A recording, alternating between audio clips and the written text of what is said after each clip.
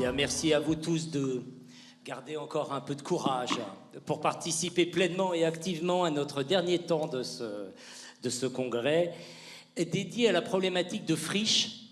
Intéressant que l'on relise un tout petit peu la manière dont c'est présenté. Tout ça pour dire qu'on parle de casse-tête opérationnel quand on parle de friche dans cette présentation. On parle d'obstacles qui s'accumulent. Et en gros, l'idée de vraiment, on va essayer, vous allez essayer tous les 5, de plonger très profondément dans la problématique de la friche sous l'angle opérationnel. Voilà, donc vous allez vous présenter tout de suite. D'ailleurs, on va faire un petit tour de table de présentation. Le plus simple, c'est que je vous laisse vous présenter chacun. On fait un petit tour de table extrêmement rapide, vous présentez vos fonctions, vos responsabilités. On va commencer, monsieur, on va commencer par madame. C'est la bienséance qui fait ça. Voilà, allez, on y va. Bonjour à toutes et à tous. Marie-Laurent, je n'ai pas besoin de mes notes a priori pour me présenter. Non. Voilà, donc je suis économiste de l'aménagement, consultante chercheur indépendante et j'interviens aujourd'hui surtout au titre de ma casquette du LIFTI, où je co-anime le comité économie circulaire des usages du foncier et je le dis tout de suite, qui a produit notamment un guide pratique sur la reconversion des friches. Donc évidemment, je vous invite vivement à le consulter. Et qui également, le LIFTI, pilote, anime un réseau des inventaires territoriaux de friches, voilà, qui est conçu par le bas, par les territoires, pas de façon descendante. On aura peut-être l'occasion d'en reparler. De revenir un petit peu. Présentation. Merci, bonjour à tous et toutes. Donc moi je suis Jean-Christophe Benoît. Donc je remplace la présidente de CDC Biodiversité, Marianne Louradour, qui s'excuse de ne pas pouvoir être présente aujourd'hui. Donc moi je suis le directeur du développement territorial et de la renaturation chez CDC Biodiversité. CDC Biodiversité qui est un opérateur de renaturation et qui accompagne en fait les porteurs de projets pour concilier au mieux économie, écologie et intégrer la biodiversité dans les projets. Bonjour à tous, Thomas Vetch, je suis le directeur général de l'EPF de la Vendée. Je remplace Claude Bertolino qui n'a pas pu rester avec nous cet après-midi, mais que vous avez toutes et tous entendu ce matin. Merci. Bonjour à tous, Jean-Baptiste Crestin, donc je suis le dirigeant de la société Terre à Maison, aménageur foncier en Normandie et en région Île-de-France, aménageur privé. Bonjour, et moi je suis Corentin Pronost. Alors j'ai deux casquettes ici. Je travaille chez Villes et Projets, je suis directeur du pôle aménagement chez Villes et Projets, qui est la filiale des grands projets d'aménagement de Nexity. Et puis j'interviens aussi à l'UNAM dans un groupe de travail avec d'autres collègues aménageurs partout sur le territoire français, un groupe de travail sur les friches, où on pose un peu les problématiques auxquelles on est confronté quand on intervient sur des friches. On essaie de partager les bonnes pratiques, et puis aussi de faire émerger des propositions pour faire avancer ces pratiques-là. Eh bien, merci de ce petit tour rapide de présentation. On va lire ensemble la définition de la friche telle qu'elle est mise, telle qu'elle est issue de la loi climat. Voilà. On entend par friche tout bien ou droit immobilier, bâti ou non bâti, inutilisé et dont l'état, la configuration ou l'occupation totale ou partielle ne permet pas un réemploi sans un aménagement ou des travaux préalables. Voilà. Et puis évidemment, on nous dit que ce sera précisé par décret. Il y a un décret qui est sorti, je crois, en 2023, qui nous reprécise tout ça. Et donc maintenant, on va dire, vous qui êtes tous des opérateurs, d'une manière ou d'une autre, c'est quoi votre définition de friche? Et donc maintenant, on va se faire le tour de table en se posant la question, pour moi qui suis, une friche, c'est quoi? Voilà, on connaît le travail du législateur. Maintenant, sur le terrain, ça peut atterrir un peu autrement. Est-ce que, Corentin, c'est vous qui commencez? Allez, c'est quoi une friche pour vous? Alors, merci. Je ne vais pas me lancer dans une définition précise, mais une friche pour nous, chez Villes et Projets, en tant qu'aménageurs, finalement, c'est notre terrain de jeu principal depuis ces 20 dernières années. Quand on regarde nos opérations, je pense qu'à peu près entre 2/3 et 3/4 des opérations qu'on développe, c'est sur des friches, et encore plus si on compte toutes les opérations en recyclage foncier de toutes les manières. Excusez-moi, je vous coupe, mais ça, c'est une proportion qui est particulièrement forte chez vous, ou vous diriez que c'est la même chez les aménageurs que regroupe l'UNAM? je pense que c'est pas la même, c'est pas représentatif de tous les aménageurs de l'UNAM. Je pense que c'est assez représentatif des grands aménageurs, soit privés, et maintenant aujourd'hui, bien sûr, des aménageurs de type Seine.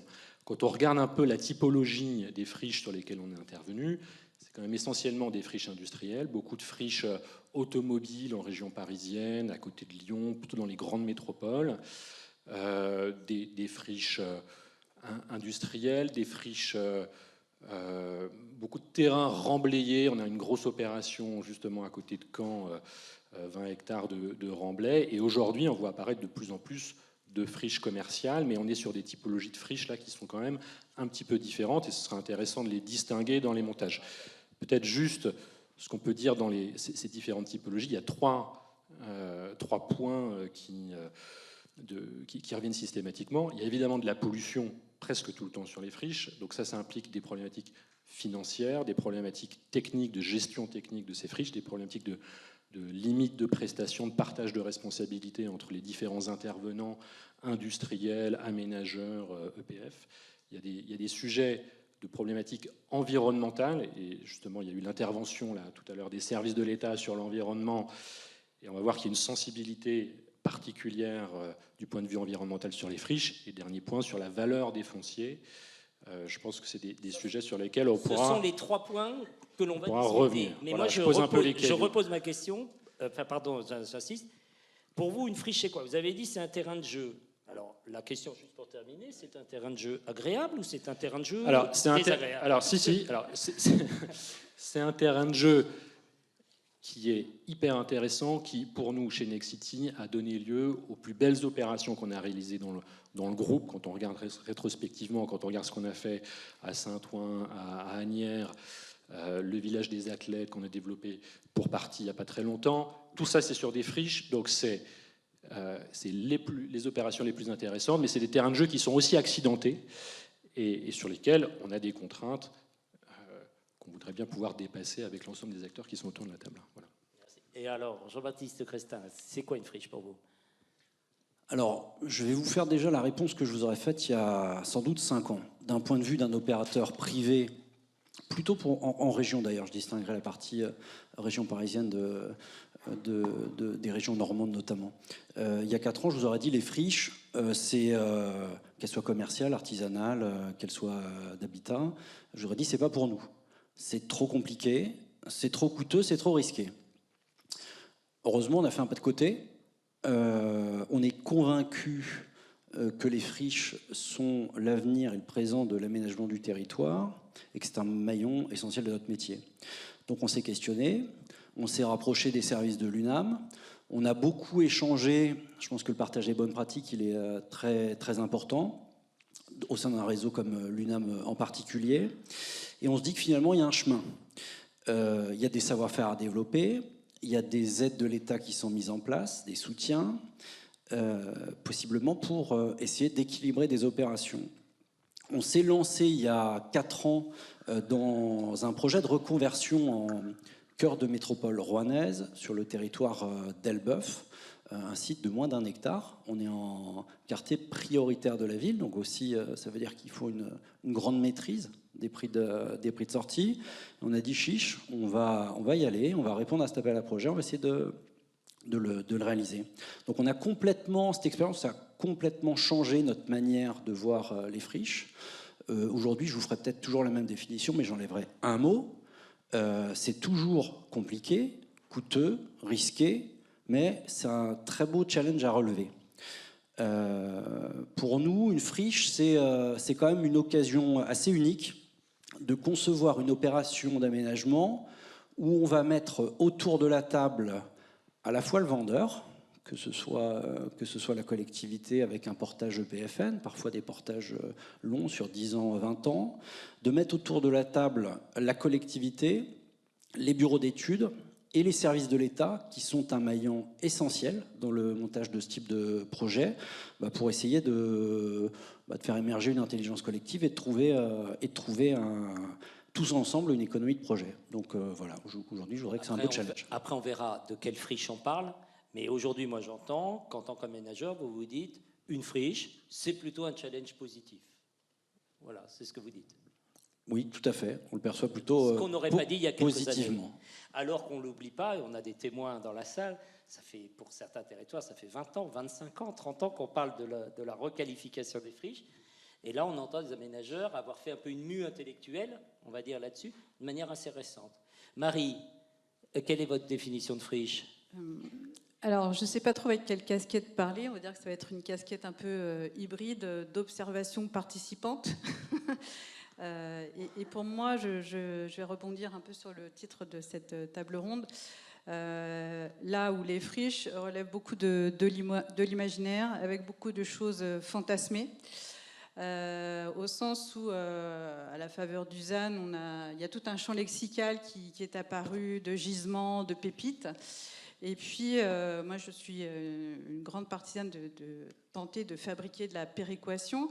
Et un jour, j'ai discuté avec un directeur de PF local qui m'a dit « Mais tu es gentil avec ton idée, ta belle idée, mais néanmoins, sur mon territoire, je le cite, il n'y a que des bouses, ou il ne reste que des bouses. » Voilà, donc on a affaire à cet équilibre entre la pépite et la bouse, premier point. C'est aussi quand même un terrain de jeu, vous l'avez dit, qui suscite beaucoup d'appétit, voire de ruée, confère tous les livres blancs qui sortent sur le sujet. Et mon dernier point, c'est, là je vais faire un clin d'œil à Edgar Pisani, c'est beaucoup politique au fond la friche, c'est-à-dire que c'est pas qu'une affaire de technique, d'économie, même si on va beaucoup y revenir, hein, c'est quand même le nerf de la guerre, ni de juridique, mais c'est avant tout politique. Quels sont nos choix collectifs qu'on va vouloir cristalliser sur là où les friches et comment on va penser la reconversion de là où les friches, et ça va être encore un autre sujet. Et d'ailleurs, je fais une petite parenthèse, d'ailleurs sur le champ politique, est-ce qu'on peut lier ça à la dimension culturello-affective qui peut être liée à certaines friches? Et c'est à ce titre-là, comme ça j'ouvre une porte, mais c'est peut-être à ce titre-là qu'il y a aussi une différence, par exemple, entre une friche commerciale et une friche industrielle patrimoniale du 19e qui a marqué le territoire. On a peut-être aussi un regard politique un petit peu différent là. Non, je pense que oui, que mes collègues le partageront et confèrent aussi l'intervention précédente de la salle, au sens où tout ça c'est aussi une sédimentation d'une histoire passée et forcément qui guide aussi. D'ailleurs, quand on fait de la programmation urbaine, c'est des éléments incompressibles à prendre en compte. C'est notamment pour ça que ça alimente aussi ce patrimoine des fantasmes sur ce qu'on peut faire, parce qu'on se projette tous sur des friches patrimoniales en disant mais c'est magnifique, il y a des bâtiments, on va les réhabiliter, il peut se faire quelque chose. Et à un moment, il faut confronter aussi avec le marché, et ça ne matche pas toujours. Mais en tout cas, c'est une différence déjà. Il y a la friche affective, si je puis dire, territorialement affective, et celle qui ne l'est pas. Oui. Monsieur le directeur de l'EPF d'État de Vendée. Oui. Écoutez, pour nous en tant que PF, vous l'avez compris à travers les interventions de mes collègues ce matin, nous on est des partenaires des collectivités territoriales, donc la dimension politique, on va je pense y revenir pas mal. On est des partenaires pour mettre en œuvre leurs projets d'aménagement durable de leur territoire à travers le recyclage foncier, essentiellement. Aujourd'hui, nous en tant que PF d'État, on fait quasiment plus que ça.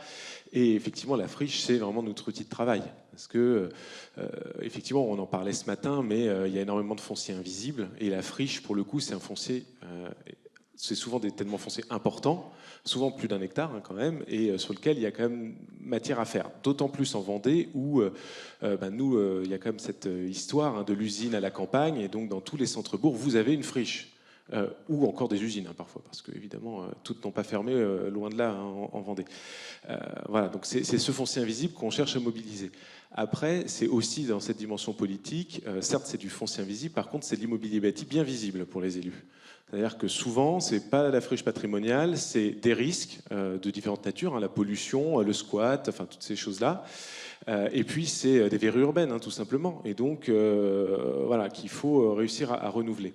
Et c'est vrai qu'aujourd'hui, nous, quasiment 30 à 40% de notre activité, c'est effectivement de recycler ces friches pour en faire des logements à la place. Et donc on tire là toutes les difficultés, toutes les questions qu'on va se poser ensuite, mais de coûts de démolition, des avantages, des pollutions, modèle économique aussi de tout cela. Et en tout cas, nous, on est là pour les accompagner, puisque l'essentiel des aides financières qu'apporte l'EPF et qu'apporte d'ailleurs l'État à travers le fonds friche, alors on a notre fonds friche de l'EPF, il y a le fonds friche de l'État, qui a changé maintenant, mais c'est pour ces friches-là. C'est l'essentiel de nos dépenses aujourd'hui. Donc Donc maintenant, c'est devenu le cœur d'activité de l'EPF. Oui, c'est le cœur de l'activité de l'EPF et on a développé dans les années récentes une vraie expertise, on pourra y revenir parce qu'on a des exemples, d'ingénierie foncière vraiment orientée vers la reconversion de ces sites.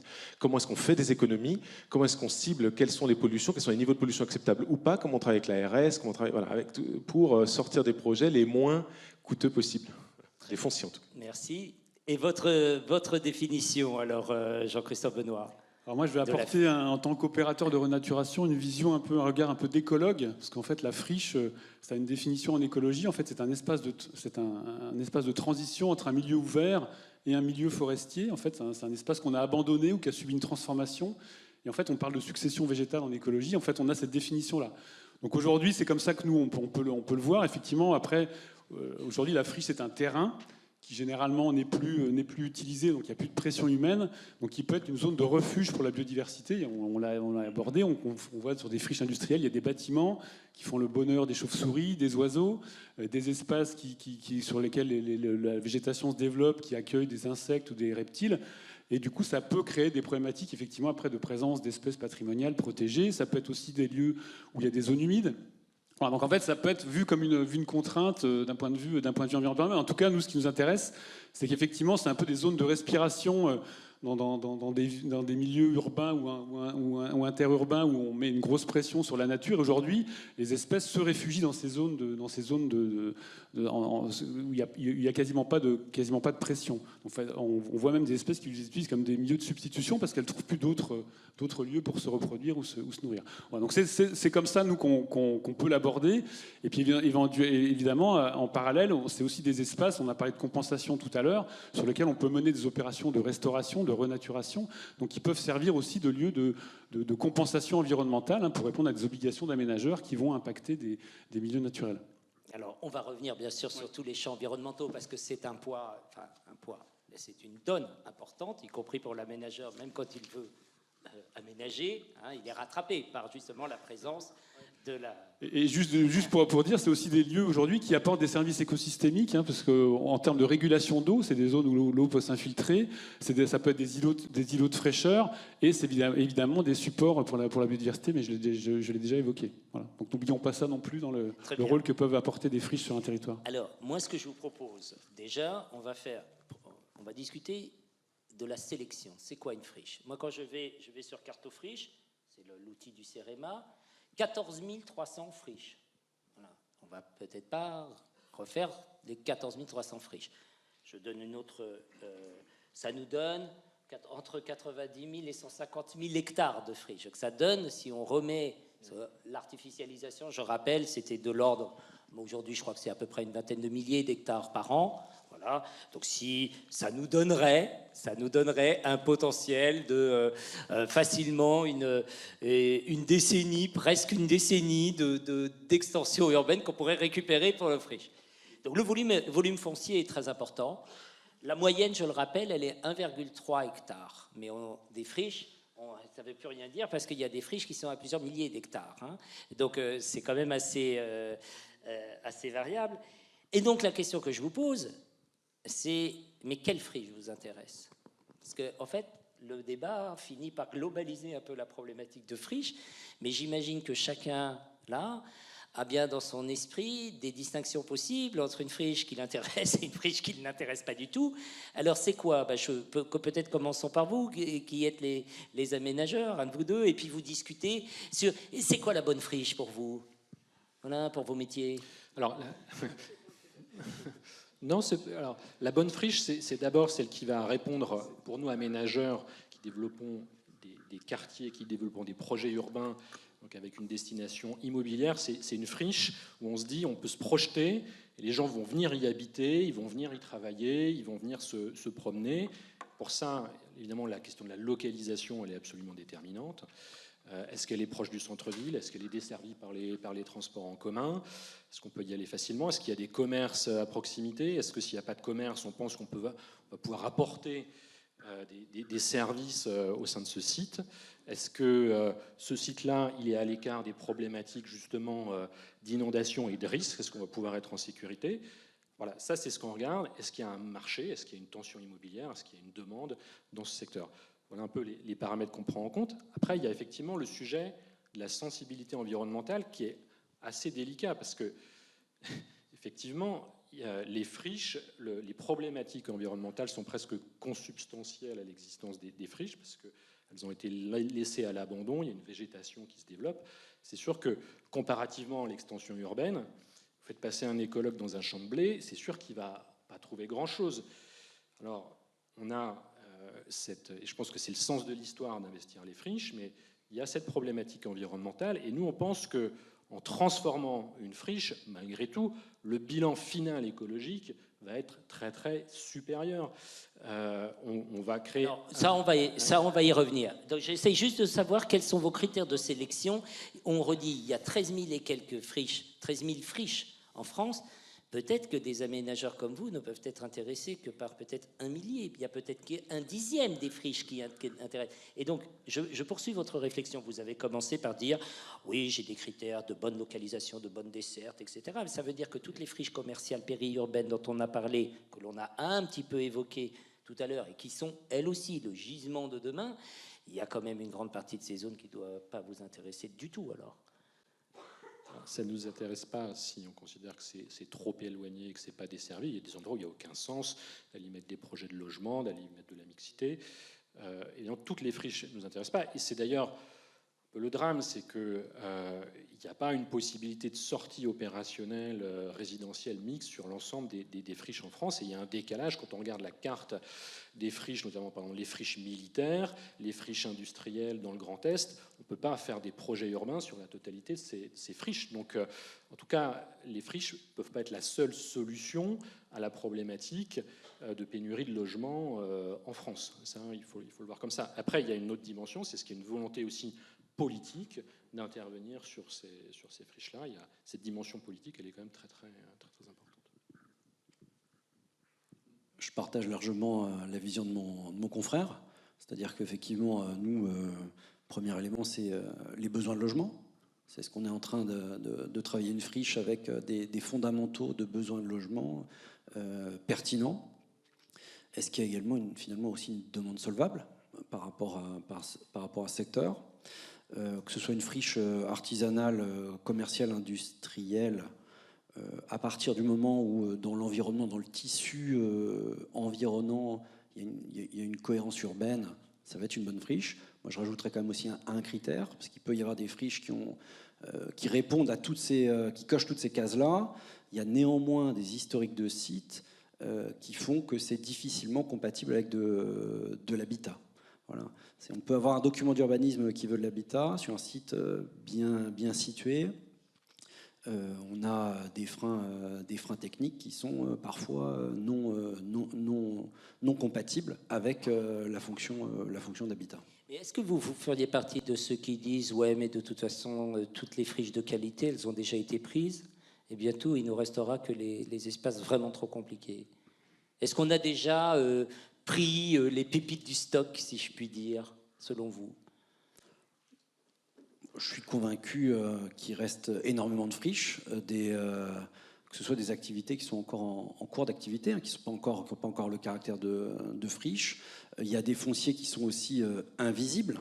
Ça veut dire qu'il y a des fonciers, je citais l'exemple d'Elbeuf, mais il y a parfois des fonciers de centre-ville qu'on n'identifie pas, ou pour lesquels on n'a pas pu répertorier la totalité des potentialités. Donc moi, je suis convaincu qu'il y a un gisement disponible qui est important. Et je ne sais pas si vous voyez, mais on a le délégué de l'UNAM qui a affiché sans vous prévenir quelques photos d'opérations qui sont vôtres. Commentez si vous voulez bien raconter. Oui, bien sûr.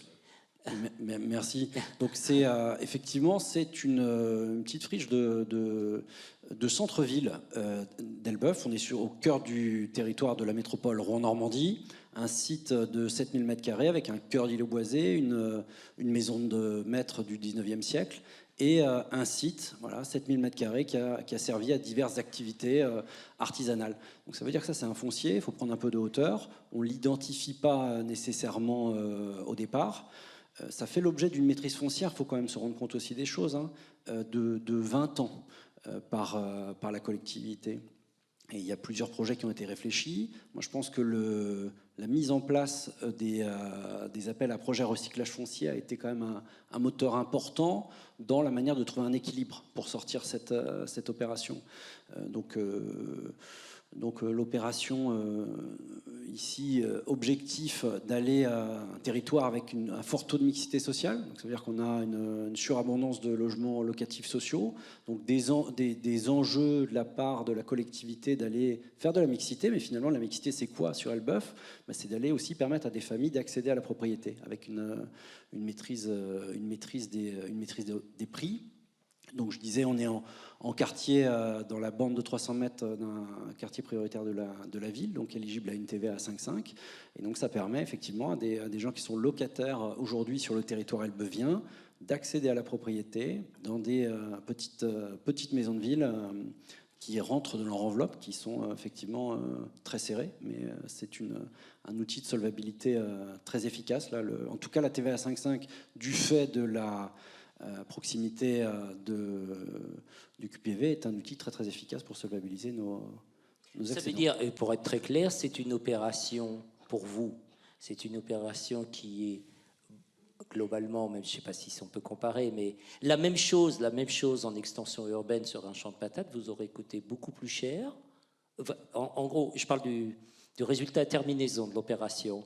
Il est plus mauvais ici ou il est tout aussi bon qu'il n'aurait été en extension? Alors, je pense qu'il est effectivement plus contraint, mais parce qu'à un moment, on a tous les acteurs qui se mettent autour de la table. C'est-à-dire qu'on a un propriétaire qui accepte une minoration foncière. Là, la minoration foncière, c'est la collectivité qui le porte avec le PFN. Un opérateur qui dit, OK, nous aussi, on va faire des efforts, on va redescendre. On travaille à livre ouvert avec les acteurs de l'État, les acteurs de la métropole, le propriétaire, qui est la ville.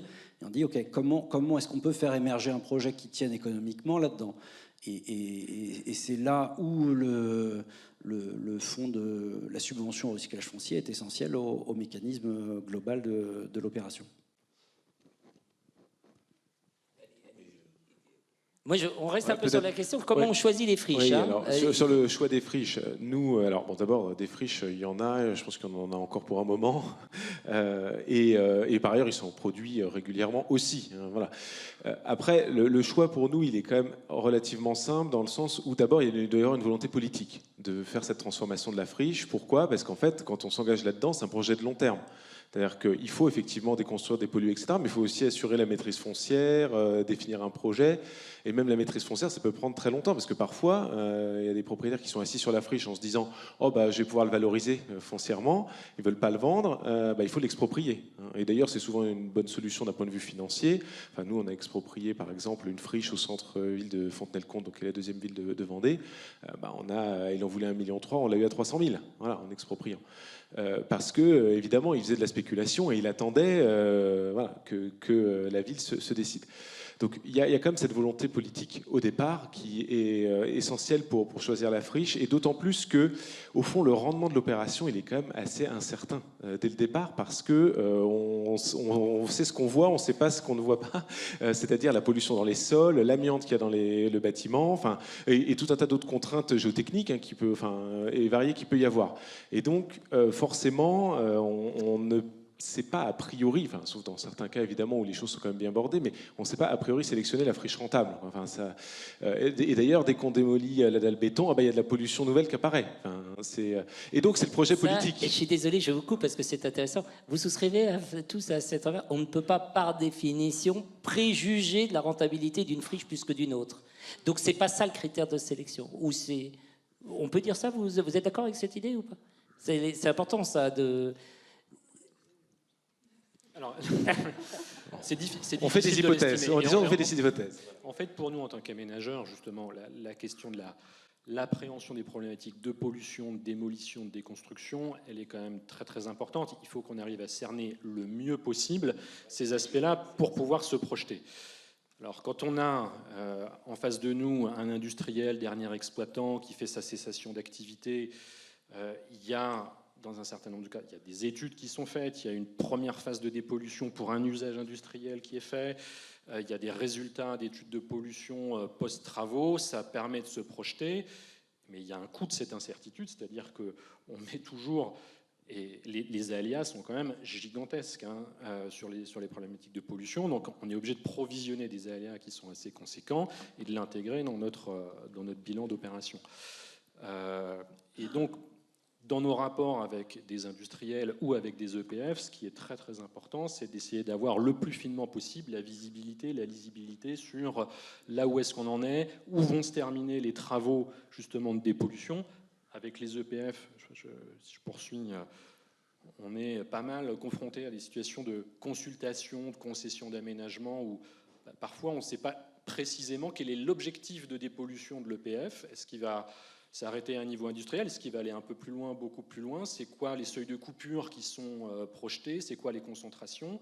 Est-ce qu'une fois que c'est déblayé, quand ça va être remblayé, est-ce que c'est bien remblayé? Est-ce que ça va être tassé? Est-ce qu'on peut construire dessus? Ou est-ce qu'il faut recreuser, remblayer par nos soins? Donc ce sujet-là, ça implique vachement de technicité, d'échange et de connaissances très, très, très, très fines. C'est pour ça que c'est important, je pense aussi dans le cadre de l'UNAM, de poursuivre cette discussion, notamment avec les EPF, sur cette problématique-là de qui gère la dépollution, jusqu'à où. Oui, et bien, mais je complète aussi sur le critère de choix, c'est aussi le fait qu'il y ait un marché. C'est-à-dire qu'évidemment, nous, c'est dans l'enveloppe urbaine, en centre-ville, parce qu'on sait que ça a contribué à la revitalisation et que derrière, il y a quand même des logements qui ont du sens et un prix de sortie qui n'est pas trop mauvais, qui est au-dessus de 2500 € de mètre carré, sinon on n'y arrive pas. Voilà. Si je peux me faire le relais de méthodologie aussi côté plutôt territoire et planif, parce que là, donc, point de vue opérateur, et au titre donc, du réseau des inventaires territoriaux de friches, donc, piloté, animé par le LIFTI, il y a une expérience notamment à l'échelle du SCOT des Vosges centrales qui est très intéressante. Tu posais la question, mais comment les sélectionner?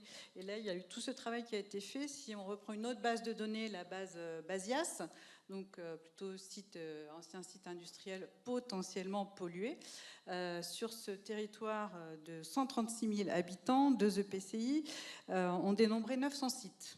Et ça n'épuisait pas toutes les friches du territoire. Donc il a fallu effectivement élaborer, sélectionner les sites pertinents, mais d'un point de vue dynamique territoriale, là où ça fait sens finalement de prévoir une reconversion. Et donc là, on en passe aussi par une analyse multicritère. Vous avez vos propres critères, les territoires aussi. Ils sont assez convergents au fond. Situation urbaine, accessibilité, exposition au risque, état du bâti, dureté foncière, etc. Mais croisés aussi, et vous l'avez dit, donc c'est bien, on est raccord, les intentions politiques et bien sûr aussi l'intérêt au regard des orientations d'un SCOT. Donc voilà. Et tout ça pour atterrir finalement, j'ai dit 900 sites Basias, pour en sélectionner au final, j'ai pas reporté 22 de mémoire, c'est-à-dire 280 hectares de potentiel foncier à reconvertir. Et c'est vrai que c'est tout à fait juste, c'est-à-dire qu'à certains moments, nous, on arrive quand même à identifier, alors on ne sait pas toujours si la friche est rentable, par contre on sait de la friche où il ne faut pas y aller, quoi. Voilà. Et donc il faut, parce qu'elle n'a pas de sens urbain, voilà, pour tous les critères, et donc on sait quand même en exclure pas mal. Au départ, en tout cas, dans un premier temps, il ne faut pas y aller. Voilà. Et une fois qu'on aura traité d'autres... Et alors, ça veut dire, Jean-Christophe Benoît, que les 90% de friches sur lesquelles on ne va pas, c'est celles sur lesquelles vous allez aller? Non, mais effectivement, il y a cette approche, mais on a aussi les mêmes problématiques, c'est-à-dire que récupérer un site lourdement pollué, nous, on a aussi un modèle économique de financement de l'achat des terrains, de la renaturation et de leur gestion sur le long terme. Et dans les enveloppes économiques aujourd'hui, c'est des coûts qui sont inabordables pour nous. Donc en fait, on a un peu les mêmes. Nous, on aménage en fait des habitats pour la faune et la flore. On est un peu dans la même approche, et on a les mêmes difficultés. Et effectivement, cette nécessité d'anticiper pour aller voir, pour le plus en amont possible, de voir quels sont les enjeux, quels sont les risques. Donc nous, on parle souvent d'espèces protégées, de zones humides, mais on est sollicité par des porteurs de projets qui disent voilà, nous, on a fait un peu un inventaire des friches potentielles. Est-ce que vous pouvez nous aider, nous accompagner? Effectivement, il y a des friches, c'est rédhibitoire, il ne faut pas y aller. Il y a des enjeux trop forts. D'autres, on saura accompagner, on saura trouver des solutions. Mais effectivement, nous, en termes de valorisation de friches, on est en ce moment en contact avec l'ADEME pour voir si on peut récupérer des anciennes décharges, mais on a aussi cette problématique de coût, en fait, de financement derrière de l'opération. Enfin, on est on a les mêmes sujets. Justement, la grande question que je vous pose à tous, friche, mais à quel prix? Alors, je vais faire le naïf, un petit peu animateur naïf. Parfois, je suis estomaqué. des prix de vente de biens qui sont en friche. Et il m'arrive même parfois de dire, notamment sur le champ commercial, d'avoir dit plusieurs fois à des élus, mais il faut attendre la ruine, là. Il faut récupérer ça à l'euro symbolique, là. Il ne faut pas acheter ça maintenant. Et en disant c'est un peu curieux, ce mécanisme d'intervention publique sur les bâtiments en friche. Enfin, je sors un peu de mon rôle, mais il n'empêche, beaucoup de professionnels le disent, c'est surévalué certaines fois la friche. Et alors pourquoi et donc quelles sont les limites, quels sont les prix et comment ça se détermine? Voilà. Parce que pour vous, c'est l'un des premiers sujets. Oui, alors, nous, quand on va acheter une friche, c'est vrai que ce qu'il faudrait, c'est qu'on l'achète à l'euro symbolique, clairement, parce qu'en fait, ce n'est qu'une source de coût au départ. Il n'y a pas de recette suffisante. Bon. Une fois qu'on a dit ça, il y a des négociations, on valorise le fait qu'on a fait quand même des diagnostics pollution, on explique, on dialogue.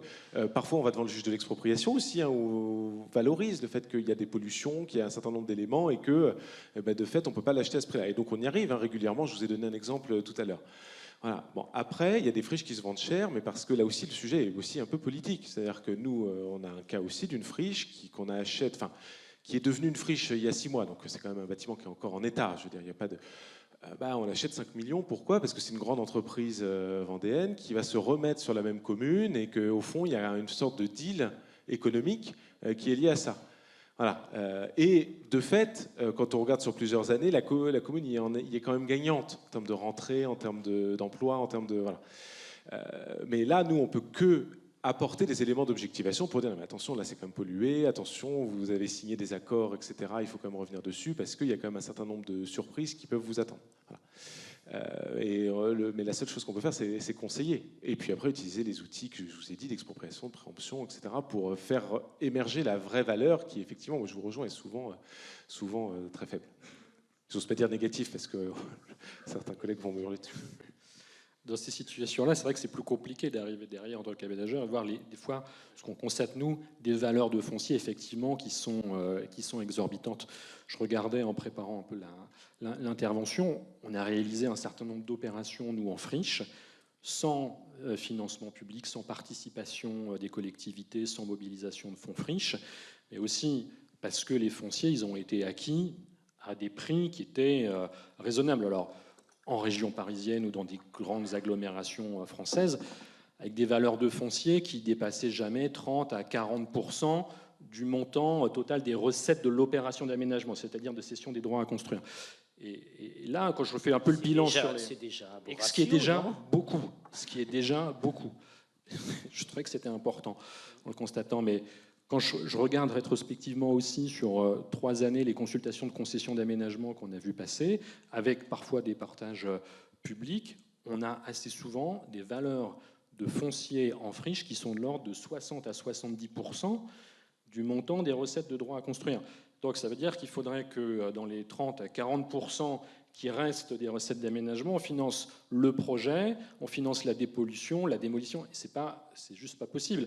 Alors du coup, effectivement, fonds friche, du coup, participation de la collectivité, mais cette participation, elle paye quoi? Elle paye la démolition ou elle paye la surcote du terrain? Donc ça, c'est un vrai sujet. Et en même temps, quand je mets la casquette opérateur privé, on voit qu'il y a des pratiques, il y a aussi une surenchère sur les friches. C'est de ça dont j'aimerais qu'on parle, c'est qu'il y a une surenchère en fait de tout ça. Parce que les friches, il y en a de moins en moins qui sont bien placées, et on voit que tout le monde les regarde, que chaque terrain bien situé, il y a déjà eu des dizaines de LOI, c'est des lettres d'offres indicatives, ça n'engage pas trop, mais on essaie de se positionner, on essaie de rester dans la discussion, donc on met un prix qui est suffisamment élevé, avec en petit quand même des conditions de sortie normes, mais s'il y a de la pollution, vraiment, ça compte pas. Et tout ça, ça entretient aussi, donc il faut que nous, on soit vigilants sur ça, ça entretient des valeurs, et dans l'esprit à la fois des propriétaires, des valeurs qui sont élevées. Donc on aimerait bien aussi, avec l'UNAM, dans le cadre de ce travail-là, travailler sur ça et travailler avec les domaines sur la question de l'estimation et des méthodes d'estimation de ces... Oui, parce que vous diriez que Même France Domaine manque un peu d'objectivité. C'est toute la question qu'on voyait aussi tout à l'heure. Est-ce qu'on les considère comme des actifs immobiliers ou comme des fonciers? Est-ce qu'on raisonne par comparaison avec d'autres actifs ou est-ce qu'on raisonne en compte à rebours d'une opération immobilière qui donne le compte à rebours de l'opération d'aménagement et in fine de la valeur résiduelle du foncier? Et quand on fait ce travail-là, on voit bien que la valeur résiduelle du foncier, elle est quand même assez limitée. Et vous-même, alors, Monsieur Crestin, vous trouvez qu'on c'est surcoté tout ça? Alors, surcoté, ça va dépendre un peu de la localisation. Je disais tout à l'heure en préambule que des friches, ça fait 5 ans qu'on a changé de regard. On travaille aussi en région parisienne. En région parisienne, ça fait quand même un certain nombre d'années qu'on est amené à travailler sur des friches ou artisanales ou agricoles avec du bâti. Et on n'a pas eu besoin nécessairement d'aller chercher les services de l'État ou le PFN parce qu'il y avait une densité, une économie de projet qui permettait de payer un prix acceptable aux propriétaires et de faire un projet qui se tenait. Les opérations sur lesquelles on travaille en friche en Normandie, l'économie de projet elle est beaucoup plus infime, elle est beaucoup plus compliquée. Plus fragile. Elle est beaucoup plus fragile. Le projet d'Elbeuf, pour être clair, effectivement, il y a eu un problème entre la valeur à laquelle a été acquis le foncier au départ par la collectivité et la valeur auquel, suite à un appel d'offres, les opérateurs sont en capacité de produire. Donc il a fallu faire des systèmes de minoration foncière avec des subventions complémentaires à peu près équivalentes à la valeur du foncier. Ça veut dire que finalement le foncier il vaut pratiquement l'euro symbolique. Là on est engagé dans un autre projet où finalement les subventions nécessaires à l'équilibre du projet sont supérieures au prix d'acquisition du foncier. Ça veut dire que c'est un soutien massif de l'État, et on est sur un secteur sur lequel ça fait sens de faire. Il y a de l'emploi, il y a des besoins de logement, mais sans le recours, cette fois au fonds vert, l'opération est infaisable. Et vous êtes parfois en concurrence avec des confrères, c'est-à-dire une concurrence qui aurait un petit effet inflationniste sur des prix, ou en fait vous arrivez à marquer le terrain et la friche est pour vous, et vous êtes dans votre négo à vous, dans votre couloir pendant quelques années tranquille. Vous voyez, il y a nécessairement une concurrence. La concurrence ne va pas s'exercer de la même manière en fonction du territoire sur lequel on opère. En centre-ville de Rouen, vous aurez nécessairement 15 promoteurs qui vont faire monter les enchères sur une friche. Mais je ne pense pas qu'on aille chercher les subventions de l'État parce qu'on va développer, quand on est sur des secteurs, je peux parler de périphériques, mais là où il y a même des territoires couverts par Action Cœur de Ville, où ça fait du sens. Voilà, l'équation économique, il y aura une concurrence, mais une concurrence finalement qui va s'exercer sans surinflation du foncier, puisque les opérateurs connaissent les coûts. Voilà, souvent le PFN a fait un certain nombre d'études et les met aussi à disposition avec la collectivité. Donc voilà, ça peut effrayer aussi un certain nombre d'opérateurs. sur côté. Juste aussi un point pour dire que quand même le bilan d'une opération de recyclage de friches n'est pas systématiquement équivalent. C'est-à-dire que déjà toutes les friches ne sont pas nécessairement polluées, ce qui est un poste potentiellement hyper important. Ce sera par exemple une caractéristique des zones commerciales où on n'a pas ce sujet-là, ou en tous les cas pas de la même façon. En revanche, on aura des enseignes à indemniser. Ah oui, là, ça c'est coton. Donc effectivement, on voit fleurir non, en tout cas des foncières se créer. Et d'ailleurs, je ne sais pas si Barbara Bell est toujours parmi nous de la Banque des Territoires, enfin de CDC Habitat, pardon. Mais voilà, on voit ces alliances aussi se former avec des investisseurs long terme qui auront sans doute plus de capacité que des opérateurs plus isolés, ou aussi des frais qui ont cette pratique. Donc là, c'est aussi une autre réponse de concurrent pour vous, j'imagine. Mais on voit que ça passe quand même par des investisseurs long terme costauds. Et aussi sur ce sujet des friches, des opérateurs très spécialisés. Je pense par exemple à Brownfield qui lui aussi fonctionne avec des fonds d'investissement et voilà. Mais pour revenir sur ce sujet d'un bilan d'aménagement de recyclage des friches, on peut aussi avoir finalement sur ce poste foncier pure acquisition là des coûts importants mais moindres sur les aspects remise en état des sols et inversement. Donc tout n'est pas équivalent, mais ce qui est sûr, c'est qu'en sortie, en revanche, l'espérance de recettes suffira pas. On n'est plus dans ce modèle de l'aménagement où les recettes de charges foncières financent les dépenses, ça c'est clair. Et alors ça veut dire qu'à CDC Biodiversité, comme vous êtes peut-être sur les friches qui intéressent le moins, ça veut dire que c'est moins cher, non? Ou vous aussi vous diriez que c'est surcoté? C'est moins cher, mais ça reste cher, et effectivement, avec des problématiques qui peuvent être lourdes derrière. Donc aujourd'hui, on est sollicité. Alors effectivement, nous, on n'est pas sur les niveaux de recettes des projets d'aménagement. Nous, c'est l'écologie, on est beaucoup plus modeste. Donc on va plutôt viser des terrains qui nous seraient remis plutôt lors de l'euro symbolique pour après pouvoir financer éventuellement de la démolition, des problématiques amiantes, de génie écologique. Et puis il y a des travaux. Après, c'est pas forcément ce qui coûte le plus cher, mais en tout cas de financer une opération dans son ensemble avec la gestion sur le long terme. Et puis après, nous, on a aussi une réalité économique. Donc on vend nous du gain écologique à des aménageurs ou à des entreprises qui veulent s'engager de manière volontaire. Donc il y a aussi un consentement à payer sur nos marchés, qui fait qu'on est aussi contraint au niveau des budgets qu'on peut consacrer à l'achat de... Donc en fait, ça reste effectivement... et je ne sais pas s'il y a un prix, s'il y a un prix du marché de la friche aujourd'hui, je ne sais pas trop comment ça se passe, mais voilà, on voit que c'est un peu du cas par cas en fonction de la situation politique. Mais on voit bien qu'aujourd'hui, nous, on nous propose quand même des sites qui sont pas forcément bien desservis, qui sont plutôt un peu perdus dans la pampa. Et voilà, donc en fait, le tri se fait un peu... En fait, ce qui nous manque, il nous manque un peu les cartes. Il faudrait qu'on ait la carte des 14 000 friches. Et puis, à côté aussi, un peu la carte d'évolution des marchés immobiliers, etc. Pour qu'on voit quand même qu'une grande partie des friches sont aussi dans des secteurs qui n'intéressent... Enfin, voilà, qui n'ont pas le dynamisme économique, le dynamisme marché immobilier, etc., ou dynamisme économique, qui fait que. Donc, de toute façon, on peut partir du principe qu'il y a quand même une grande partie de nos friches, de nos 14 000 friches, qui vont rester friches un petit moment, quoi. Sauf à ce que CDC Biodiversité s'en occupe à l'euro symbolique partout, quoi. Oui, tout à fait. Mais alors après, nous, c'est pareil. On a dans les modèles de valorisation, on est très orienté compensation environnementale. Et effectivement, dans un secteur au milieu de nulle part où il n'y a pas de besoin de compensation, on est aussi limité en termes de... Comment ?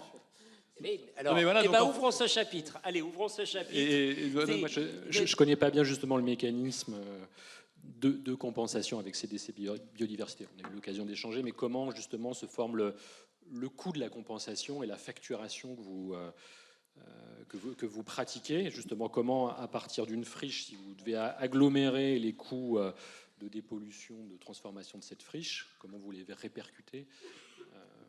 Nous, le modèle, il est assez simple. On peut parler, on a monté des opérations d'offres de compensation, les fameux sites naturels de compensation, de restauration et de renaturation. Et le coût, en fait, on fait porter le coût du foncier, le coût des travaux de restauration écologique, et après le coût de la gestion et de l'entretien, généralement, c'est 30 ans. Voilà.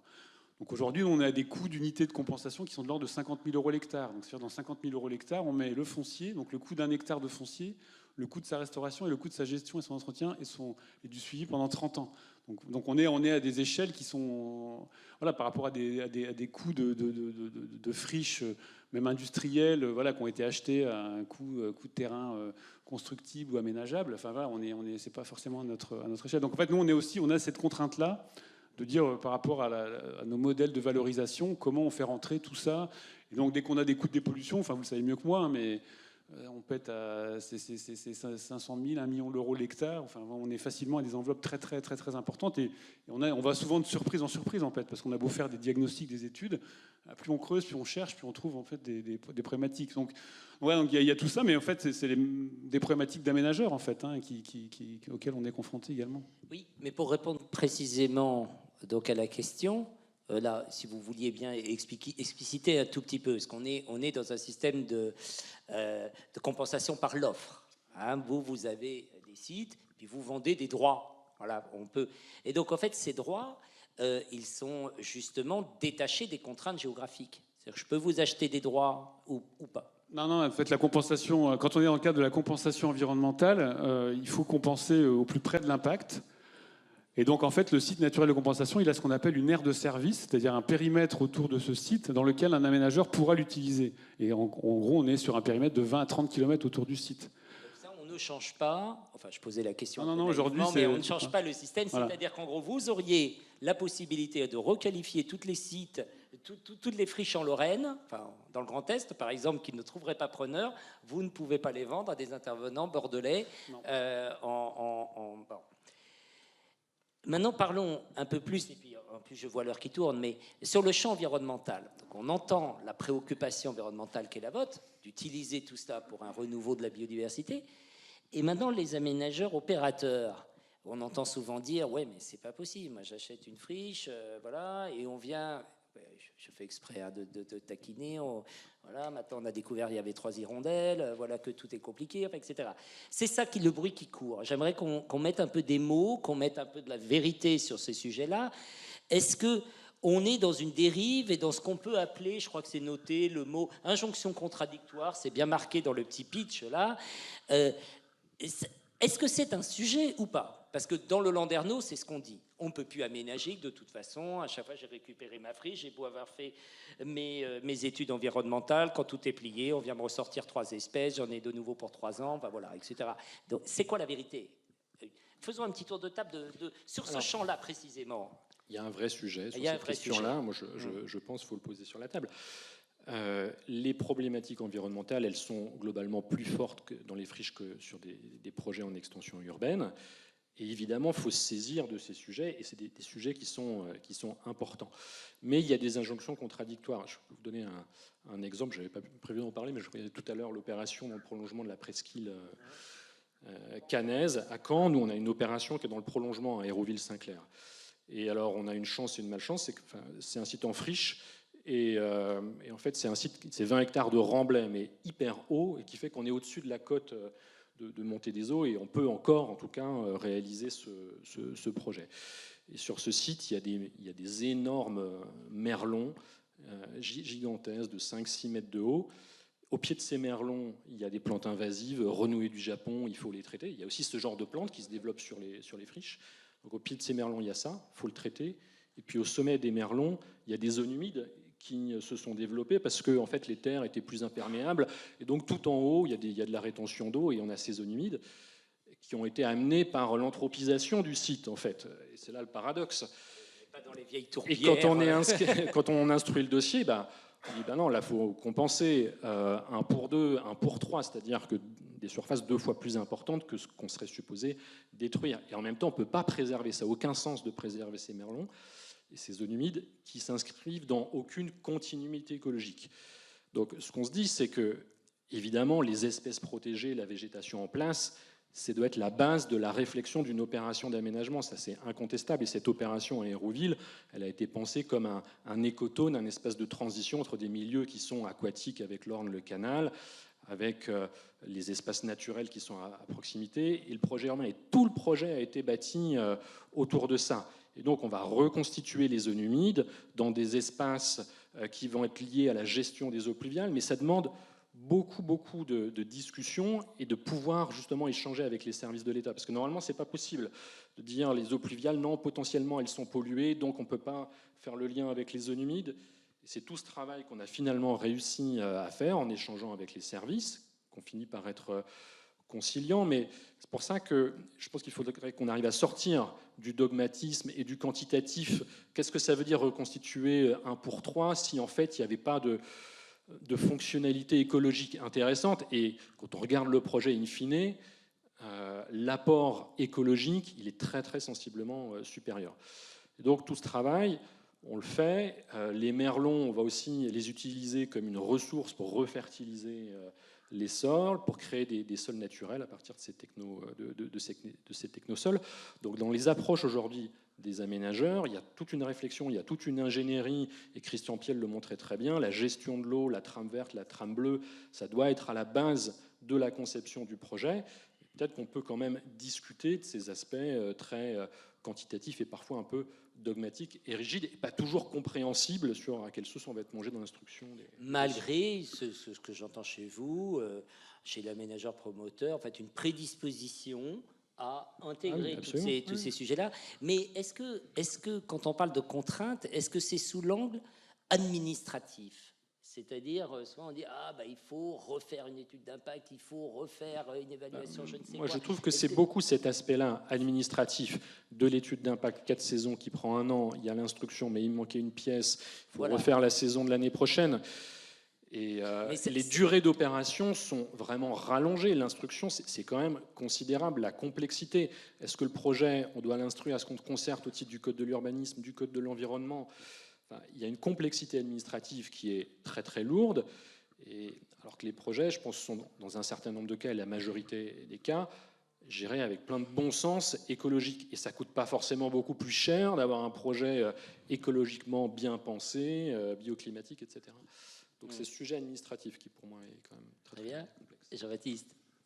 Oui, non, je partage largement le point de vue. Alors, en tant qu'aménageur privé, on est, oui, complètement prédisposé à aller dans le sens, de toute façon, de l'ensemble des études environnementales. Ça, c'est pas le sujet. On l'intègre pleinement au quotidien dans l'ensemble de nos opérations avec des espaces de qualité. On vient amener aussi de la biodiversité sur un certain nombre de terrains sur lesquels on travaille, en particulier sur les friches. Pardon, mais je vous interpelle. Ça ne vous choque pas qu'ils disent que même dans les opérations d'aménagement avec de la construction de logements, etc., il y a un gain de biodiversité? On peut tout à fait. Non, tout à fait. C'est pour ça que le projet se regarde dans sa globalité. Et moi, j'entends tout à fait ça. Et effectivement, aujourd'hui, on a...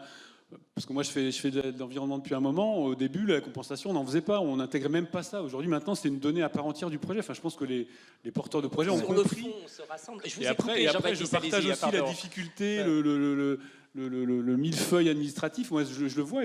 Mais après, je suis d'accord. Et aujourd'hui, on arrive à trouver des solutions. Enfin, ce que moi je redis, c'est le maître mot, c'est anticiper, intégrer tout ça dès l'amont, et on arrive à discuter avec les services de l'État. Aujourd'hui, il y a des problèmes de méthode d'évaluation qui sont plus ou moins parfois au doigt mouillé. Donc c'est comment on arrive à non mais voilà, moi je le dis sans. Et en fait, on travaille avec eux pour voir comment on structure mieux ça, on appréhende mieux ça pour que les projets soient plus simples. Effectivement, ça peut donner de très belles réalisations. Moi, j'ai pas de problème par rapport à ça. La majorité des réalisations avec des apports environnementaux, que ce soit des nichoirs pour hirondelles, on le fait en dehors de tout champ réglementaire. C'est pas parce qu'on a une obligation réglementaire qu'on ne va pas apporter un certain nombre de plus-values environnementales à notre projet. Là où ça se complique, c'est quand on rentre dans le champ réglementaire, notamment du dossier de dérogation, où là il y a un vrai sujet d'arriver à mettre en phase sur les temporalités le code de l'urbanisme et le code de l'environnement. Ça, c'est le point essentiel. Ça veut dire qu'on peut être très mature sur un projet, sur le volet de la discussion, de la programmation, avec la collectivité. Et puis, voilà, dans notre process, on fait aussi des études environnementales. Sur les friches en particulier, ça pose des problèmes. On parlait des chauves-souris. On travaille aujourd'hui sur des friches d'habitat pour lesquelles les permis sont déposés, les services de l'État ont été mobilisés et accompagnent avec le Fonds vert, et finalement on a sans doute des enjeux chiroptères autour de ça, avec dossier de dérogation, on a déjà fait sur d'autres sujets, d'autres friches, une non-maîtrise des délais d'instruction. Voilà, pas nécessairement... Et c'est là où vous prenez une année dans la vue? Assez rapidement, oui. Oui, non, mais je partage effectivement ce qui a été dit. C'est vrai qu'il y a quand même une question d'anticipation. C'est-à-dire qu'il y a quand même beaucoup de choses qu'on peut anticiper dès le départ. Nous, quand on va voir des communes qui veulent faire des projets, on leur dit non, mais attendez, faites un diagnostic zone humide. Là. Enfin, il y a tous les coups, vous n'allez pas pouvoir urbaniser tout ce que vous voulez urbaniser. Enfin, même quand on ne va pas intervenir réellement en tant que pour la maîtrise foncière, on essaie vraiment de leur inculquer un peu cette culture finalement de leur stratégie foncière, parce que c'est aussi une partie de la stratégie foncière d'anticiper effectivement les contraintes environnementales qu'il peut y avoir sur le site, et de les prendre en compte. Et évidemment, il y a des procédures effectivement dans lesquelles il faut rentrer, enfin les dérogations pour raisons impératives, je ne sais plus jamais, de destruction d'espèces protégées. Bon, bah, on les gère. Quand on est dans l'administratif, c'est un peu plus compliqué. Enfin, moi, j'ai des exemples un petit peu ubuesques où on dit, bah, là, il y a des nids d'hirondelles qu'on va devoir enlever. Alors évidemment, on ne le fait pas quand elles nichent. Par contre, bah, on est sur un projet contraint, c'est 1000 mètres carrés, il va falloir reconstruire. Donc en fait, on va compenser après que ce soit construit. Et donc tout ça passe en commission, tout le monde est d'accord, etc. L'arrêté, il est écrit quoi? Il faut compenser avant d'avoir démoli. Ben, où est-ce qu'on le fait? Voilà. Et bien sûr, la fois d'après, ça va bien être pris en compte et on n'aura pas de problème. Voilà. Donc il y a ce sujet-là. Après, il y a quand même une question plus sous-jacente qui, je trouve, qui est plus importante, qui est quand même mentionnée, et qui, au fond, moi, je trouve, récapitule un petit peu l'appréhension qu'ont beaucoup de gens, à mon avis, sur le droit de l'environnement. C'est un peu que le mieux est l'ennemi du bien. C'est-à-dire que, en fait, il y a énormément d'enjeux à gérer. On en gère plein, mais on peut. Enfin, à un moment donné, il y a des limites. C'est-à-dire qu'on gagne quelque part ce qu'on va peut-être perdre ailleurs. Et ça, il faut essayer de le prendre en compte. Vous voyez, moi, quand je suis sur Noirmoutier, où je suis en train de faire un projet de renouvellement urbain, et où l'autorité environnementale me dit ah, mais est-ce que vous avez bien pris en compte la compatibilité du PGRI avec le PLU, etc. Alors d'abord, c'est pas votre métier, mais d'autre part, évidemment. Et qu'est-ce que vous préférez? Vous préférez que je fasse un projet de renouvellement urbain ici, où du coup j'amène comme moins de population, etc., ou que je le fasse en extension, où par ailleurs, du coup, toutes les questions d'infiltration d'eau de pluie, etc., là, clairement, ça va être plus compliqué. Et donc voilà, il y a quand même ça. Et en fait, on n'a pas beaucoup parlé de réglementation ce matin, il y a trop de réglementation, qu'est-ce qu'on peut simplifier, etc. Bon, c'est clair qu'il faudrait peut-être arrêter de légiférer pour pas qu'il y ait trop de textes, mais c'est aussi dans l'application, c'est peut-être dans l'application des textes, vous voyez. C'est comment est-ce qu'effectivement on a une vision constructive des projets qu'on porte et des gains versus effectivement des pertes qu'on a forcément. Et ça, c'est une culture qui est quand même, je trouve, beaucoup plus répandue aujourd'hui dans les services de l'État, enfin, il faut quand même le dire, mais qui a encore du chemin à faire. Voilà. Effectivement, les services de l'État sont plutôt preneurs et demandent justement à accompagner, à être impliqués dès la conception du projet. Et généralement, ça se passe bien. Alors, vous savez que ça fait déjà 1 heure qu'on discute, donc on va être sur... Mais moi, tout d'un coup, sous forme un peu presque de conclusion, d'abord, je vais poser ma question de conclusion, et on va se tourner vers la salle pour le temps que vous prépariez la réponse. Et ce que je suis en train de me demander, somme toute, sommes-nous vraiment en présence d'injonctions contradictoires sur la friche? Parce qu'à vous entendre là, somme toute, on arrive à les concilier. En fait, on pourrait se dire, on est dans une injonction de concilier différents objectifs, mais est-ce vraiment contradictoire, si je puis dire? Parce que le mot injonction contradictoire, on le dit là aussi tout le temps. Voilà. Donc, réfléchissez à ça, parce que vous ferez un petit tour de table sur votre conclusion. Est-ce que en cette fin d'après-midi, il y en a qui ne sont pas atteints par la fatigue, qui reste quelques vitalités pour poser? Oui, une petite remarque là, monsieur, je vois. Est-ce qu'il y en a d'autres? Eh bien, monsieur, vous êtes seul. Ah non, il y en a un deuxième. Voilà. Alors, on va écouter vos 2 petites remarques et puis après, on va s'orienter vers la conclusion. Remarques, questions, partage d'expérience, avec plaisir. Oui, alors c'était pour faire Présentez-vous, s'il vous plaît. Toute petite remarque. Donc moi, c'est Dimitri Le Tourneau et je suis directeur d'Exia Aménagement. Donc on travaille beaucoup sur des friches. Donc on a fait des friches des plus petites, 2 hectares, après 5, après 10, et là à 20. Et là, une un peu plus grosse aujourd'hui. Et c'est vrai que vos discours, ils sont passionnants, tous. Et en fait, ça montre bien la complexité quand on vient travailler sur une friche où on a plein d'enjeux. Alors ça reprend un peu votre conclusion, qui sont parfois contradictoires.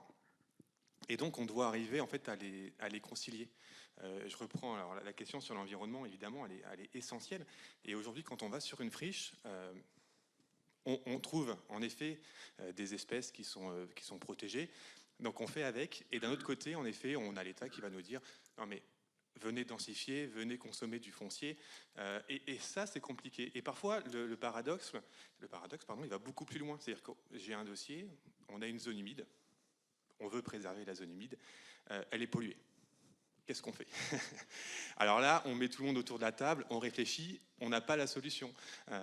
Mais c'est ça qui est intéressant, en fait, dans votre discours au début, comment on définit une friche.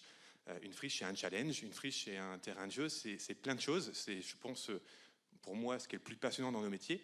Mais on est peut-être encore tout jeune sur ce sujet-là. Des réunions comme aujourd'hui, je pense que c'est essentiel pour arriver à mettre autour de la table tous ces acteurs, parce que le sujet est tellement complexe, il y a tellement d'éléments à prendre en compte. Il y a le politique, vous avez parlé du politique.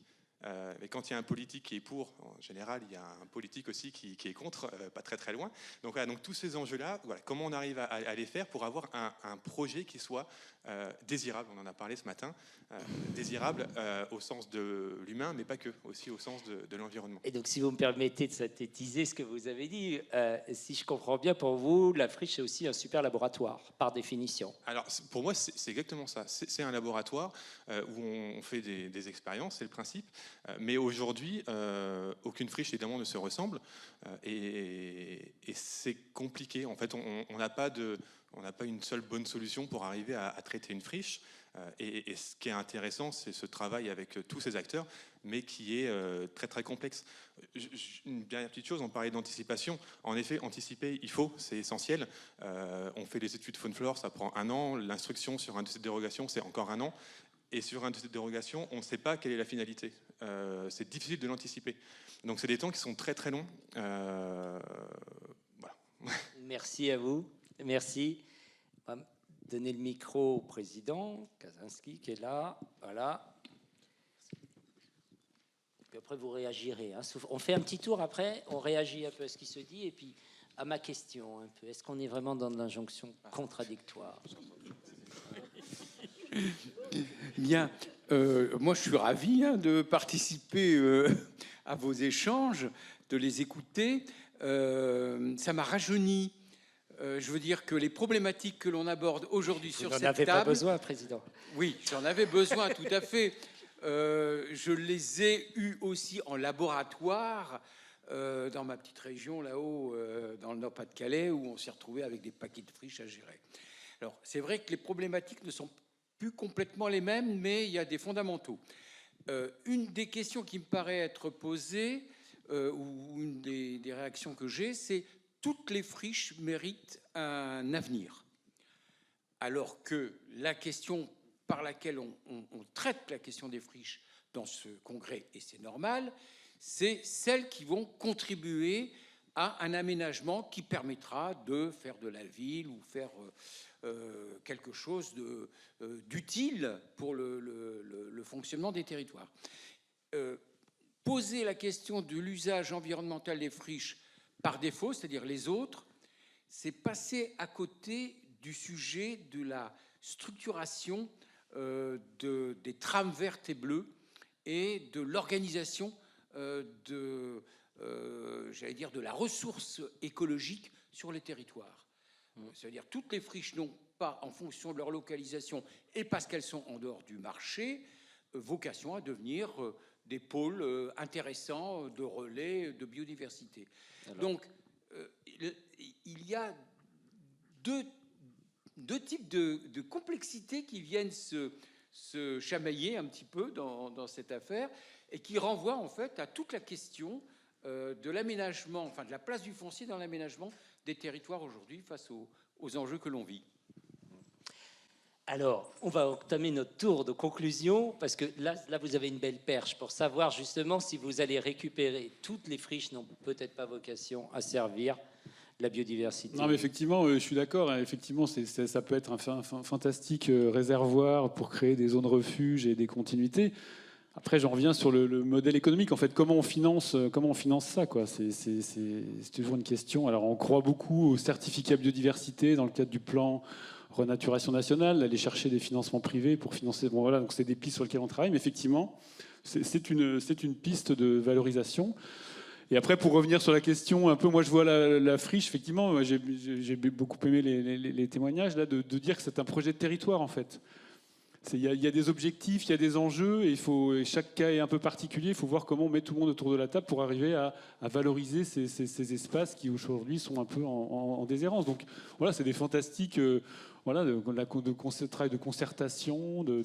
Moi, voilà, je parle de projet de territoire avec des enjeux financiers, des enjeux politiques, des enjeux écologiques, et puis de planification aussi. On a parlé d'anticipation, mais moi je pense que comment on planifie tout ça, comment on se projette dans un monde avec des changements climatiques, des choses comme ça, et comment ces friches, ces sites peuvent jouer leur rôle en accompagnant le développement économique ou en servant à d'autres usages. Hein, effectivement, demain, on aura aussi besoin de recréer des zones humides, de recréer des espaces de biodiversité. Donc voilà, des pistes possibles pour tous ces sites.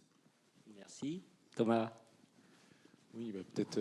Moi, j'ai aussi beaucoup apprécié effectivement les témoignages des uns des autres qui nous renvoient effectivement à nos propres réalités et les propres difficultés qu'on a. Moi, je voulais juste rebondir sur ce que tu disais sur effectivement comment est-ce qu'on concilie tout cela. Je trouve que effectivement, on y arrive quand même plus tôt dans le sens où quand on anticipe, quand on pense les projets d'aménagement, on a quand même des réglementations qui commencent quand même à être connues et qu'on applique tant bien que mal avec les difficultés qu'on a dit. On a quand même géré 95% des problèmes. Après, il y a quand même un certain nombre d'autres difficultés qui se présentent. Mais moi, ce qui me semble aussi important, et c'est ce que vous avez évoqué, je crois, monsieur, tout à l'heure, c'est effectivement la jonction contradictoire entre la densité et tout ça, c'est qu'à un moment donné, il y a des gens qui vont vivre là. On construit pour eux les logements, mais c'est vrai aussi des zones d'activité économique, hein, comme on vit dans ces zones externes, même si on en a moins parlé. C'est aussi un de nos enjeux. Et à un moment donné, est-ce que la question, c'est pas peut-être de se dire, en fait, il y a un certain nombre d'aménités environnementales qui sont préservées, qui sont développées, etc. Il y a quand même un certain nombre d'éléments qu'on a dû sacrifier, parce que c'est quand même ça. Hein. La réalité, c'est qu'évidemment, il y a peut-être des choses qui devaient être sacrifiées. Mais en fin de compte, on se présente tous ensemble cette balance du pour et du contre, et puis on décide aussi de manière citoyenne. C'est-à-dire qu'à un moment donné, finalement, oui, on est conscient des difficultés, des sacrifices qu'on a eus, mais on est aussi conscient qu'on ne peut pas tout avoir non plus, et qu'il y a quand même un certain nombre de points positifs. Et je pense que c'est ça aussi qu'il faudrait peut-être davantage soumettre et ouvrir plutôt aux citoyens, aux habitants, etc., de ces questions-là. D'abord pour éclairer ces débats-là, alors qu'ils ne sont pas faciles, c'est pas simple, on sait que ça cristallise souvent beaucoup de tensions, etc. Mais à un moment donné, si on ne fait pas participer les gens, on ne risque pas d'avoir des avis éclairés sur les sujets. Et je trouve que c'est peut-être bien, parce que vous voyez, quand vous dites, là j'ai une zone humide mais qui est ultra polluée, etc., qu'est-ce que j'en fais? Je pense que tout le monde est quand même capable de comprendre qu'en fait, c'est pas vraiment une zone naturelle. Oui, et que donc, il faut peut-être avoir une appréciation un peu différente. Qu'est-ce que la zone naturelle? Non, je plaisante. Non, Non, on va pas rentrer dans le débat, mais vous voyez, je simplifie évidemment. C'était une blague, on ne lance pas le sujet. Non, mais de même que tout le monde est capable de comprendre, oui, il y avait 3 nids d'hirondelles, etc., qui sont là, vous avez compensé, oui, il n'y en a pas tout de suite, les hirondelles vont peut-être revenir que dans 10 ans, etc., mais bon, il y a un projet, il y a un certain nombre d'autres avantages, et puis on a mis quand même en place des situations pour que ça revienne. Voilà. C'est pareil. Et puis on a évité d'en démolir certains. Voilà. Peut-être aussi en mot de conclusion, on a beaucoup, je dirais, tourné autour du pot du modèle économique du recyclage des friches, mais on n'a pas réellement ouvert le capot du moteur, je dirais. Et il y a, en lien avec ce modèle économique, il y a peut-être, pour rebondir sur un de mes dadas, celui de à quelle échelle, encore une fois, on va penser peut-être des péréquations. Alors, peut-être je me contredis quand tout à l'heure j'ai parlé du fait qu'il ne restait que des bouses. Espérons que non. Mais néanmoins, on voit qu'il y a des tentatives qui ont été faites par des approches par panier de foncier, confère Engie, qui a cédé plein d'usines à gaz au sens propre du terme, mais pas que, et charge au preneur de faire son affaire entre ce qui était plutôt bankable, pour le dire vite, et ce qui était voué uniquement à la renaturation. C'est un exemple. Je ne connais pas du tout les sous-jacents de cette alliance foncière entre Saint-Dizier d'un côté et Aubervilliers de l'autre, mais on voit que là, ce n'est pas du tout les mêmes territoires, mais qu'on va tenter quelque chose de faire profiter. Là, il faut que vous explicitiez, parce que moi, je ne suis pas au courant de ce qui se passe entre Saint-Dizier et Aubervilliers. Voilà, un principe d'alliance foncière qui consiste, si je ne dis pas de bêtises, à obliger un preneur de l'eau sur Aubervilliers. Tu vas à Aubervilliers? Ok, en contrepartie. Là, c'est du multisite interterritorial. Voilà. C'était sous l'initiative de Grand Paris Aménagement, effectivement. Voilà. C'est hyper intéressant. Ça. Par exemple, ça peut reposer sur des opérateurs qui ont une grande assise territoriale. Donc forcément, je pense à des EPF quand même qui rayonnent assez largement. Est-ce que quand vous faites des cessions foncières, c'est ok, je te fais celle-là, mais attends, oublie pas de prendre celle-là aussi et de faire ton... Je ne sais pas. Ça peut arriver ponctuellement, mais plutôt aussi pour faire un nombre de logements suffisant. Parce que nous, ces petites opérations, on en a 10, 15. Alors, c'est toujours mieux de dire à un bailleur, là, on en a 45 si on t'en met 3. Et ça me permet quand même de repasser un message important. Lifty, tout ça, ça repose sur quoi? Sur l'élaboration de stratégies foncières territoriales, n'est-ce pas, Marc? Voilà. s'est dit. Et un mot de conclusion par rapport à ta question. Injonction contradictoire, je crois qu'on l'a beaucoup utilisé avec voilà, ces objectifs de sobriété foncière versus développement urbain. Je crois fort heureusement que collectivement on n'en est plus là, et les aménageurs l'ont très très bien compris. En revanche, j'ai entendu, si je ne dis pas de bêtises, en finir avec la complexité. Il me semble que c'était votre formulation tout à l'heure, M. Gravit. Moi, je dirais faire avec la complexité. Et c'est bien tout ce qu'on se dit finalement depuis ce matin. Quand on dit dialogue, quand on dit alignement des planètes, c'est comment effectivement, collectivement, on comprend le raisonnement de l'autre et que chemin faisant, on construit tant bien que mal ce consensus. Et l'aménagement, c'est bien cette affaire de positionnement de curseur. C'est certainement pas 10 sur 10 partout. Voilà. Jean-Baptiste, dans votre conclusion, je rajoute aussi une petite question en tant que rapporteur UNAM sur le multisite.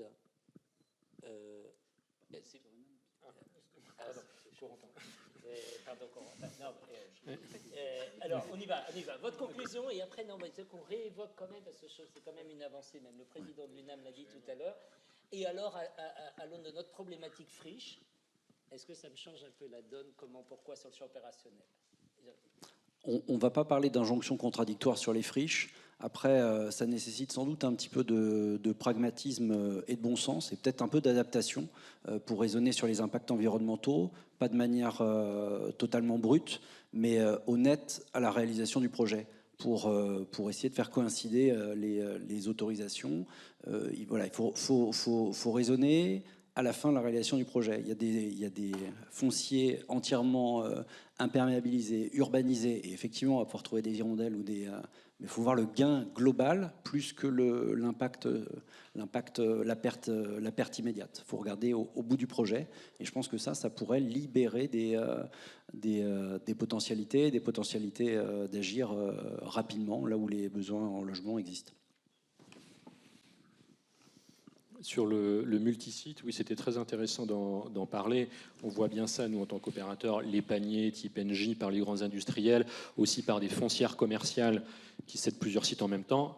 Alors, c'est vrai, quand on regarde les derniers paniers, il y a, je ne vais pas dire plus de bousses que de pépites, non, mais, parce que c'est les termes que vous aviez employés au début, mais ça permet de gérer ces péréquations-là. Le permis multisite, puisqu'on parlait justement de la simplification des avancées, c'est quelque chose qui a été porté par l'UNAM depuis un moment, et c'est une belle avancée si c'est effectivement voté, parce que ça permettra sur une même opération d'aménagement et en sécurisant une même autorisation d'urbanisme d'intervenir sur plusieurs sites. Donc c'est comme ça qu'il faut faire avancer aussi les choses pour se donner les latitudes de bien travailler, de concilier des sites plus complexes avec des sites peut-être plus faciles. Est-ce que c'est une manière de combiner la pépite et la bouse? C'est ça? Sans doute, ouais, effectivement. Peut-être... J'ai trouvé que la remarque était très intéressante de dire en fait toute friche mérite un avenir. La réflexion, elle doit être poursuivie en ce sens-là. Il y a une autre réflexion qui est aussi est-ce qu'on peut éviter qu'il y ait des friches qui adviennent.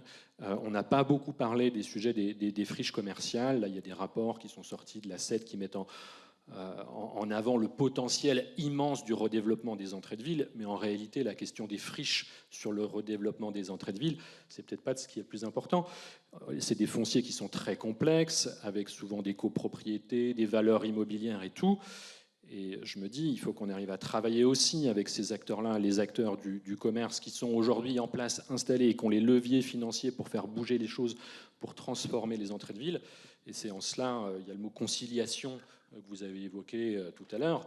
Aussi sur ces sujets-là, il faut de la conciliation, et c'est peut-être la conclusion. Il faut arriver, dans tous les cas, friche industrielle, friche commerciale, à mettre tout le monde autour de la table pour transformer les territoires. Eh bien, moi, je trouve que ce sont là des propos tout à fait... mince. Bref, des propos sur lesquels on va s'arrêter. Voilà, des propos positifs. Merci à vous tous.